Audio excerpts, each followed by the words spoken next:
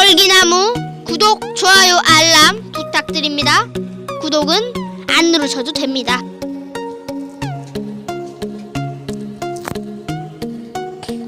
말씀 묵상 에피소드 14. 과도한 물질 축복을 구하지 않는 이유. 지금 바로 시작합니다. 모든 것이 다 나름대로 이유가 있지만 특히 물질에 대한 것은 더 특별한 이유가 있어야 합니다. 하나님을 믿는다면, 하나님을 모든 부유함의 주인으로 믿는다면 과도한 물질의 복을 구하는 건 위험합니다. 이로움보다 해로움이 더 많기 때문입니다. 물질에 대해 우리의 기본적인 생각은 많음에 있습니다. 당연합니다. 인간이라면, 특히 한국 사람이라면 많은 것에 환장합니다. 칼국수 집에 가서도 양 많이, 짜장면집 가서도 양 많이, 대놓고 이빠이를 외치는 건 많음으로 인해 할 수 있는 일이 더 많기 때문이겠죠. 당연합니다. 물질을 구함에 있어 많음을 선호합니다. 누구나 이런 선한 명분을 갖고 있습니다. 부자가 되면 선교를 더 많이 할 수 있고, 더 많이 도울 수 있고, 더 많이 구제할 수 있고, 더 많이 베풀 수 있으니 돈의 많음이 곧 좋음으로 들려지는 건 누구나 마찬가지입니다. 분명 가난함보다 부유함이 여러모로 유익한 것만은 사실입니다. 저 역시도 그렇고요. 백화점을 갈 때나 아이들을 대할 때나 모임에 나갈 때나 배고픈 지갑보다 배부른 지갑이 더 뽀대나는 건 맞습니다. 품위 유지에 도움이 되고 모름지기, 있음이 주는 편리함은 없음이 주는 불편함과는 결코 비교조차 하기 싫으니까 말입니다. 그래서 다들 부유하면은 커트라인이 없고 마지노선이란 것도 두지 않고 무조건 많이를 외치나 봅니다. 하지만 하나님 편에서 한번 생각해 보십시오. 세상의 모든 부유함의 머리이신 그분께서도 이걸 모르고 계실까요? 그분의 자비하심과 긍휼은 이 부분에 대해 충분히 설득당하실 필연적 이유를 가지고 계십니다.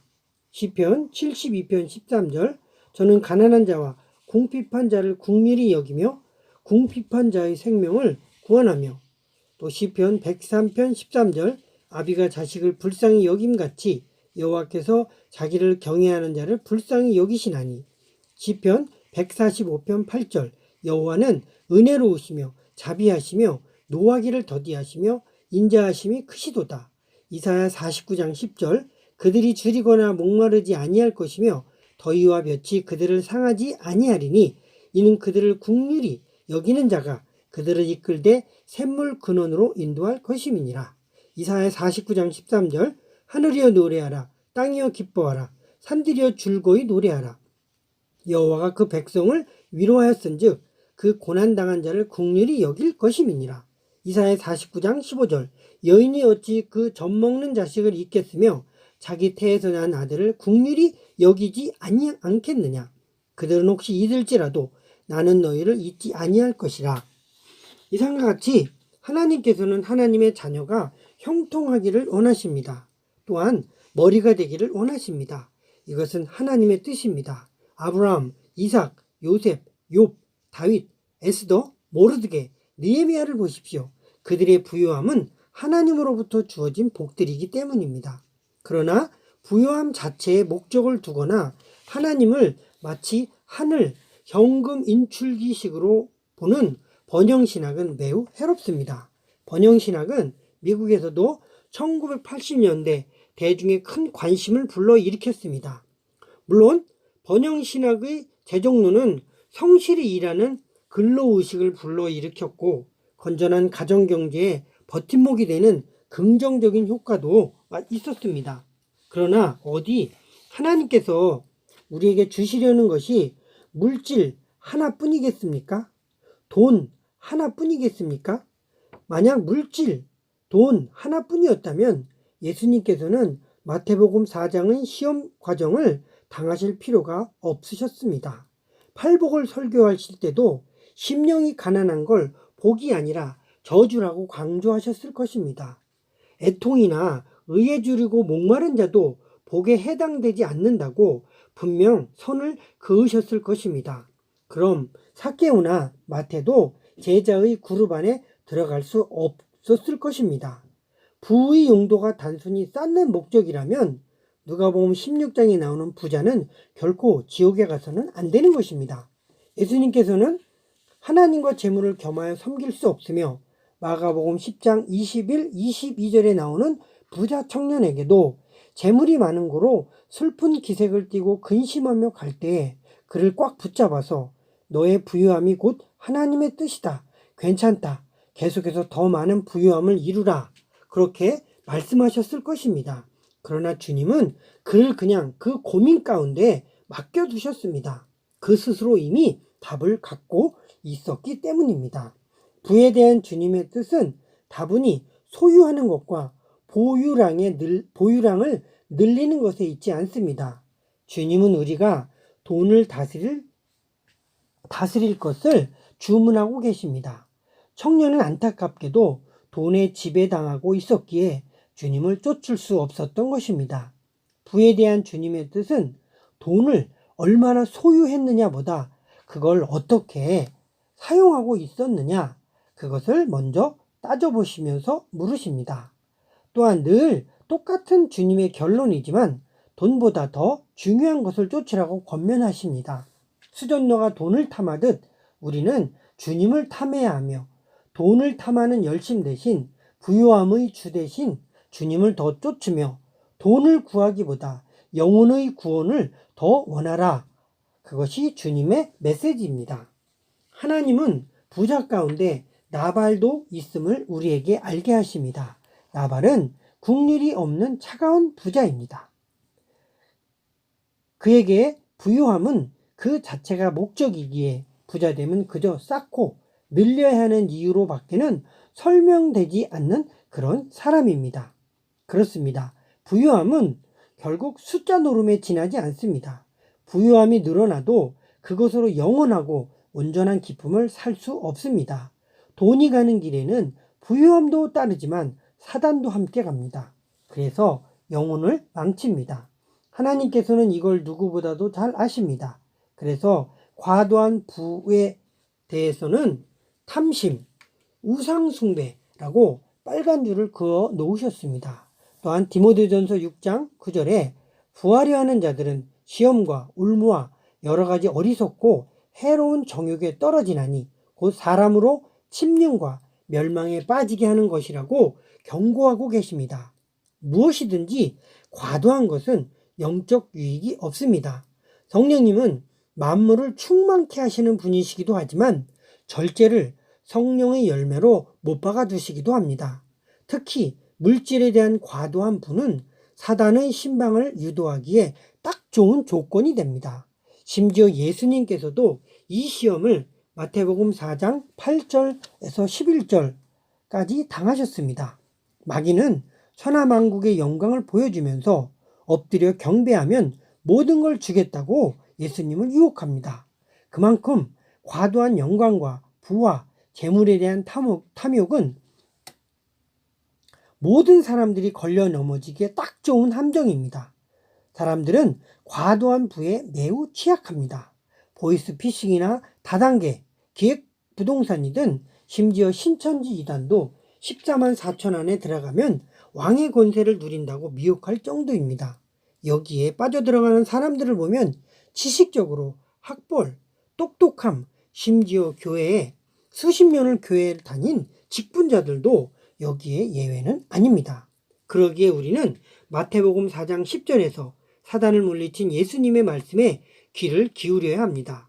이에 예수께서 말씀하시되 사단아 물러가라 기록되었으되 주 너희 하나님께 경배하고 다만 그를 섬기라 하였느니라. 하나님은 우리의 아버지십니다. 그분은 자녀에게 좋은 것을 아낌없이 주시는 분이십니다. 자녀의 필요를 채우시는 아버지이십니다. 그러므로 아버지를 믿는 자녀는 최소한 부에 대한 염려를 할 필요가 없습니다. 채우실 것을 믿고 성실하게 열심히 일을 하면 물진에 나가는 문을 막아주시고 들어오는 문을 열어주심으로 살아가도록 은혜를 베푸십니다. 그렇다면 정말 부하려는 의도가 더 많이 구제하고 더 많이 섬기고 더 많이 하나님을 위해 통과시키기 위해 구하려 하는 건가요? 거짓말하지 마십시오. 정말 그것이 맞다면 지금 여러분의 비자금부터 깨서 하나님께 드리십시오.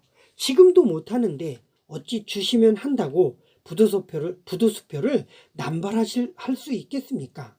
우린 자주자주 하나님께 너무 뻔한 선한 명분을 들이댑니다.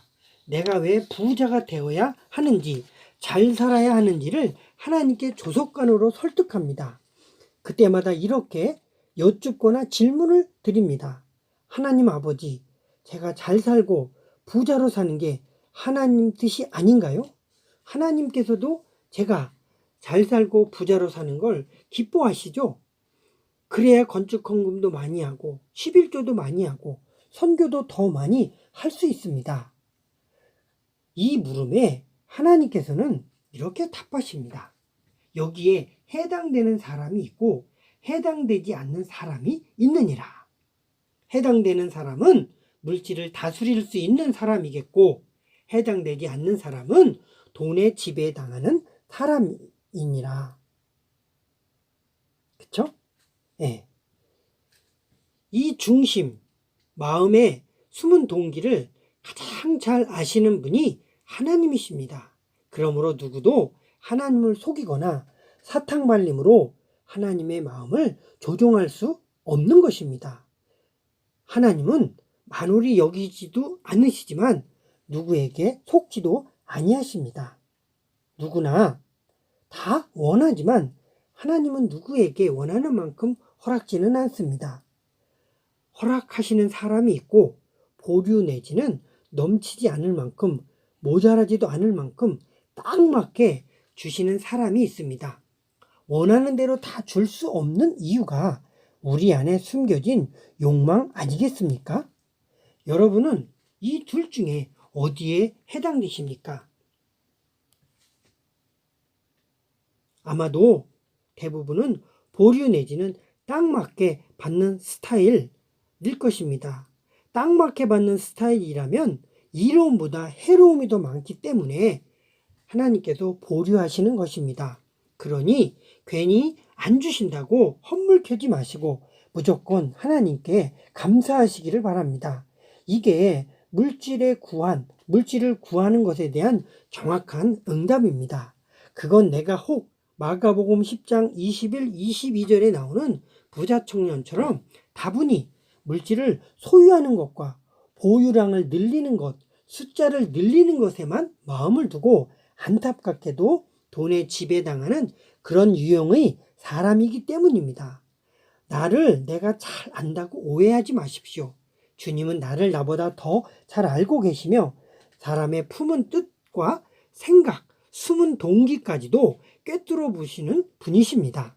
그렇기 때문에 돈 때문에 주님을 쫓을 수 없고 입으로는 수전노가 돈을 탐하듯 주님을 탐한다 하지만 마음 깊은 곳에서는 돈을 탐하는 열심이 하늘을 찌르기 때문에 허락지 않으시는 것입니다. 허락하셔도 딱 쓸 만큼만 주시는 것입니다. 과도한 부가 허락된 사람이 있습니다. 아브라함, 요셉, 욥, 다윗입니다. 그 중에 아브라함을 보면 아브라함은 바로가 두려워 아내 사라를 누이 동생이라고 속여 바로에게 보냅니다. 그로 인해 아브라함은 양과 소와 노비와 암수 나귀와 낙타를 얻습니다. 그리고 애굽에서 나올 때 가축과 음과 금이 풍부한 과도한 부를 얻습니다. 그러나 아브라함은 이걸 가지고 조카 롯을 축복합니다. 318명을 구제하고 선교합니다. 살레망 아비멜렉에게 11조를 바칩니다. 또한 부지 중에 천사도 대접합니다. 그는 몰래 쌓아둔 비자금과 비밀 금고를 운영하지 않습니다. 하나님이 주시는 감동을 따라 선교하고 구제하고 나누고 섬겼습니다. 역대상 22장 14절에 보면 다윗이 성전 건축을 위해 드린 금은 10만 달란트입니다. 구약의 단위를 신약의 단위로 환산하는 건 어렵습니다. 하지만 굳이 한번 해본다면 금 1만 달란트는 대충 잡아 34kg 정도 됩니다. 이는 15만 1200데나리온에 해당하고요. 참고로 1데나리온은 노동자 하루 품삯에 해당됩니다. 그러니까 금 1만 달란트를 어림잡아도 구약의 금 1만 달란트는 신약의 노동자 504년에 해당하는 품삯입니다. 여기에 10만 달란트를 곱하면 무려 5천만 년 품삯에 해당하는 천문학적인 숫자에 해당됩니다. 과도함의 부를 원한다면 최소한 다윗 정도로 헌신을 할 열심이 아니라면, 그 정도로 통과시킬 열정이 없다면 구하지 않는 게 더 낫습니다. 욥의 경우를 보면 그 이유를 알 수 있습니다. 욥기 1장 10절에 보면 사단이 욥을 참소한 이유가 다름 아닌 그가 가진 과도한 소유에 있었습니다. 이것이 욥의 고난의 주된 여러 가지 요인 중에 하나로 작용한 것입니다.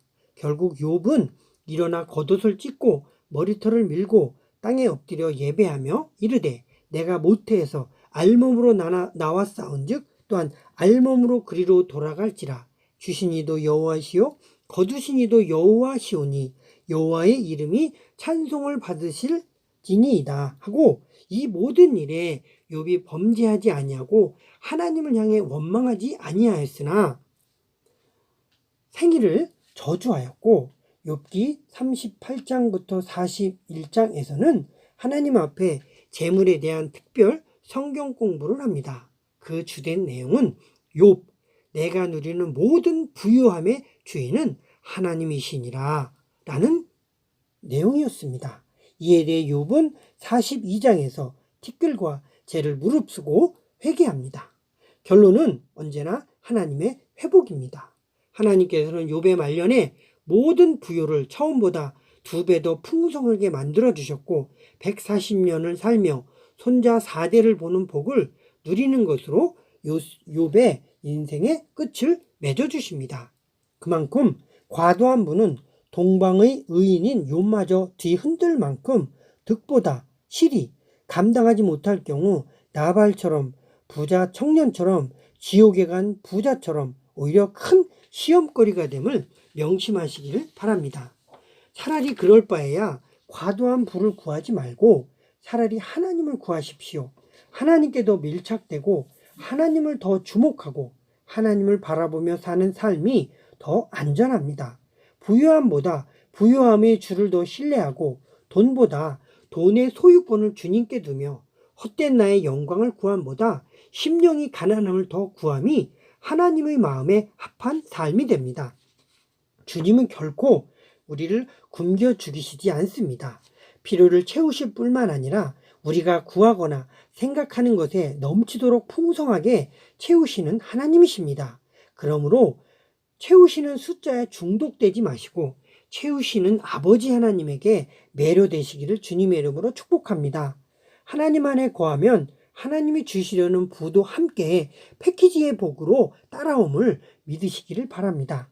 부는 내가 부를 이기지 못할 바에야 차라리 안 받는 게, 덜 받는 게 영혼에는 매우 유익합니다. 부에는 부유함이 주는 부만의 두 얼굴이 있습니다. 한 가지 얼굴은, 앞에 얼굴은 좋고 편리하고 있으면 넉넉함으로 유익을 주는 그러한 좋은 선한 얼굴입니다. 그러나 자칫 이것에 빠지면 언제라도 사단의 신방을 받아 심술을 부리고 그래서 우리를 쓴 약을 먹게 하고 특별 과외를 받게 하는 그런 어두운 면이 있는 복인 것입니다. 석유왕 존 록펠러의 과도한 부유함은 지금까지 논란의 소지가 됩니다. 록펠러는 33세에 백만장자가 되었고 43세에 미국의 최대 부자가 되었고 53세에 세계 최대 갑부가 되었지만 그는 행복하지 않았다고 자서전에서 고백합니다. 재산은 현존하는 미국 최고의 부자 빌 게이츠보다 3배나 많은 약 172조 원에 달합니다. 록펠러가 죽기 직전 그가 가진 재산은 미국 전체 부의 1.53%에 달했습니다. 회사 내 11조를 계산하는 전담 직원만 수십 명에 달했다는 후문이 돌 정도입니다. 게다가 록펠러는 그 엄청난 부를 100세에 조금 못 미치는 97세까지 누리며 장수했습니다. 하지만 록펠러에게는 또 다른 수식어가 있습니다. 그는 잔혹한 독점 자본가이며 한때 미국인들이 가장 증오하는 기업의 사주이자 잔혹한 독점 자본가의 대명사로 불렸습니다. 그는 불법으로 석유 사업을 독과점해 무수한 기업들을 파산시키고 노동자, 소비자를 착취하여 부를 축적했습니다. 미국에 대해 알아야 할 모든 것 미국사라는 책에는 록펠러에 대한 다른 면이 기록되어져 있습니다. 불법 독과점, 노조 탄압, 문어발식 확장, 주가 조작 등 갖은 악행을 저지른 록펠러는 말년에 재산이 상당액을 사회에 환원하면서 위대한 자선가가 됩니다. 록펠러 연구소나 록펠러 재단 등의 후원으로 만들어진 페니실린이나 녹색혁명 프로젝트 등으로 수많은 생명이 목숨을 건졌고 제3세계 식량난이 상당히 많은 부분 해결되는 등 엄청난 사회적 공헌을 했습니다. 그는 6천만 달러를 기부해 동부 명문 시카고 대학을 세웠으며 그 후에도 3억 5천만 달러를 기부해 24개 대학을 설립하고 4,928개 교회를 세우는 등 하나님을 위해 그토록 많은 일을 했지만 다른 한편에선 잔혹한 독점 자본가란 꼬리표가 평생 따라다님을 묵상할 필요가 있습니다. 그러나 자족하는 마음이 있으면 경건은 큰 이익이 됩니다. 우리가 세상에 아무것도 가지고 온 것이 없음에 또한 아무것도 가지고 가지 못하리니 우리가 먹을 것과 입을 것이 있은즉 족한 줄로 알 것이니라. 부하려 하는 자들은 시험과 올무와 여러 가지 어리석고 해로운 정욕에 떨어지나니 곧 사람으로 파멸과 멸망에 빠지게 하는 것이라. 돈을 사랑함이 일만 악의 뿌리가 되나니 이것을 탐내는 자들은 미혹을 받아 믿음에서 떠나 많은 근심으로써 자기를 찔렀도다. 디모데전서 6장 6, 10절 말씀입니다. 또한 오 너희 하나님의 사람아 이것들을 피하고 의와 경건과 믿음과 사랑과 인내와 온유를 따르며 믿음의 선한 싸움을 싸우라. 영생을 취하라. 이를 위하여 내가 부르심을 받았고 많은 증인 앞에서 선한 증거를 하였도다 라고 말씀해주고 있습니다. 그렇습니다. 자족하는 마음이 하나님의 선물입니다. 인생이란 게 조금 빠듯하게 조금 모자라게 살아가는 게 행복입니다. 자식에게 과도한 부를 물려준 집안치고 화목한 집안 별로 못 봤습니다. 부모가 자식을, 자식과 자식이, 남편과 아내가 서로 앙숙이 되어서 으르렁거리는 모습들을 바라봅니다. 그러므로 여러분, 부요의 과도함보다 부요함의 주를 더 사랑하고 사모함으로 하나님이 주시는 은총을 풍성히 차고 넘치도록 누리시기를 주님의 이름으로 축원드립니다. 감사드립니다.